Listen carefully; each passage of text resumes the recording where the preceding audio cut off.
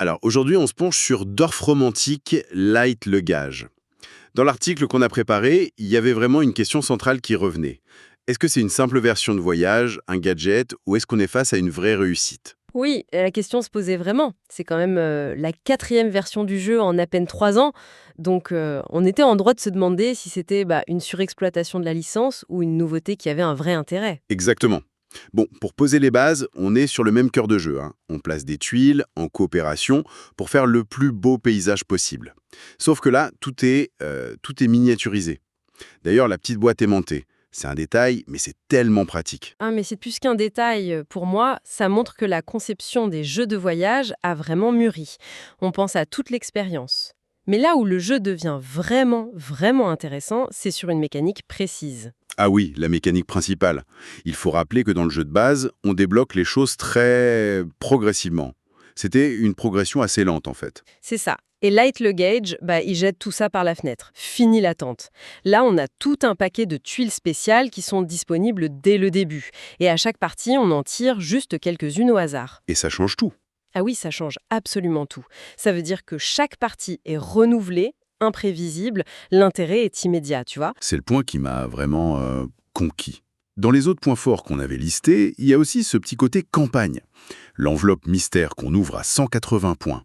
Ça donne un but, un petit objectif sympa. Tout à fait. Et la facilité de reset aussi. Pouvoir tout remettre à zéro pour recommencer une campagne avec d'autres personnes, c'est beaucoup moins contraignant que sur les grosses boîtes. C'est clair. Sur l'ergonomie, c'est un sans faute. Mais, et c'est ce qu'on disait aussi dans l'article, tout n'est pas radicalement nouveau. J'ai quand même eu cette petite impression de déjà vu, non? Absolument. On est sur une adaptation qui est brillante, mais ça reste du Dorf romantique. La formule n'est pas réinventée. Et il y a des détails qui peuvent manquer pour les puristes. Tu penses au train, par exemple? Je pense au train, oui. Son absence n'est pas anodine. Le train, ça forçait à créer des lignes très très longues. C'était une vraie contrainte stratégique.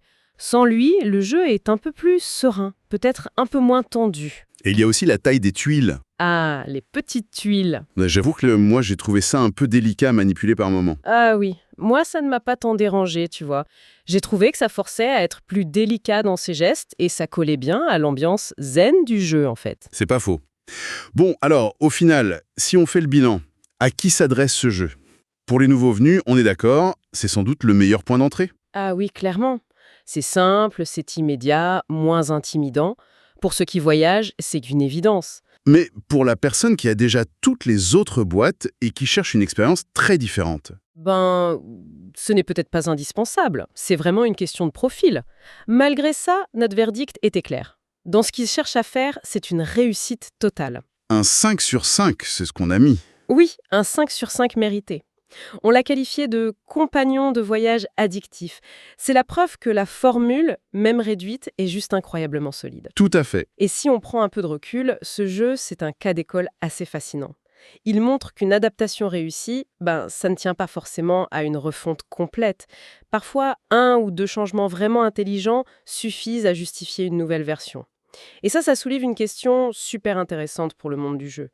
Où est-ce qu'on place la frontière entre la variation pertinente intelligente et la simple redite purement commerciale?